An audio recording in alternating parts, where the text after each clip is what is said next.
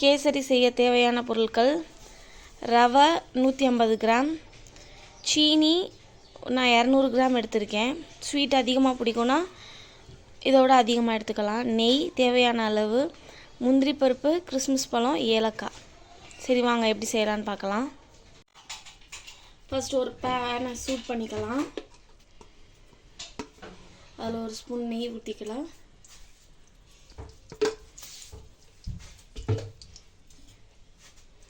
இந்த முந்திரி பருப்பு, கிறிஸ்மஸ் பழம் முதல் ஃப்ரை பண்ணி எடுத்து வச்சுக்குவோம் தனியாக.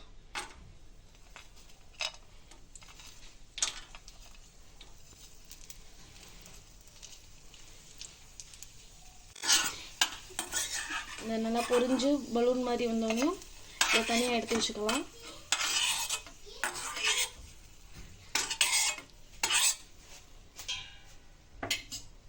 இப்போ இந்த நெய்யிலையே இந்த ரவையை லைட்டாக ஃப்ரை பண்ணிக்கிறேன். நல்லா ஃப்ரை ஆயிடுச்சு. இதை ஒரு தனி பாத்திரத்தில் எடுத்து வச்சுக்கலாம்.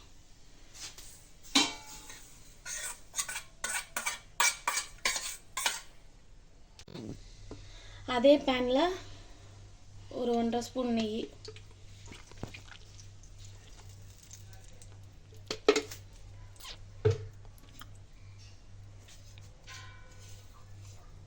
ஏலக்காய்,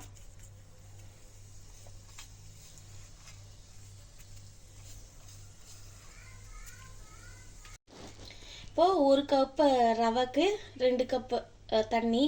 ஸோ நான் 1.5 கப்பு எடுத்திருக்கேன். ஸோ இதை வந்து அதுக்கு 2 மடங்கு தண்ணி எடுத்திருக்கேன்.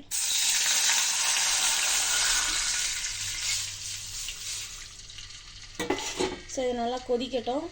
கொதித்ததுக்கப்புறம் நம்ம கலர் பொடியும் கேசரி பவுடரும் ரவையும் போட்டு கிண்டிடலாம். தண்ணி நல்லா கொதிச்சிருச்சு. நான் ஒரு பிஞ்ச் அளவு கேசரி பவுடர் போட்டிருக்கேன். நான் கம்மியான கலர் தான் யூஸ் பண்ணியிருக்கேன். உங்களுக்கு திக் கலர்ஸ் வேணால் இன்னும் கொஞ்சம் போட்டுக்கோங்க. இப்போ இதில் கொஞ்சம் கொஞ்சமாக ரவையை போட்டு நமக்கு கட்டி விடாமல் கிண்டணும். இதில் சுகர், இப்போ கை விடாமல் கிளறிட்டு சுகர் போட்ட உடனே ஆஃப் பண்ணிவிட்டு இப்போ முந்திரி பருப்பை வந்து மேலே அப்படியே தூவிட்டு ஒரு கிண்டிடலாம். கேசரி ரெடி.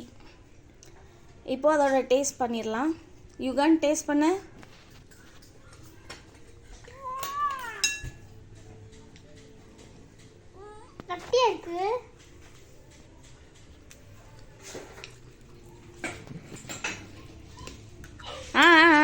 டேஸ்ட் சொல்லு. ஃபுல்லாத்தையும் காலி பண்ணிட்டு தான் சொல்லுவியா? சரி எப்படி இருக்கு சொல்லு. லைக் பண்ணுங்க, ஷேர் பண்ணுங்க, சேனலை சப்ஸ்கிரைப் பண்ணுங்க. அதெல்லாம் ஓகே. டேஸ்ட் எப்படி இருக்கு? சரி ஓகே, தேங்க்யூ சொல்லிடு. தேங்க்யூ.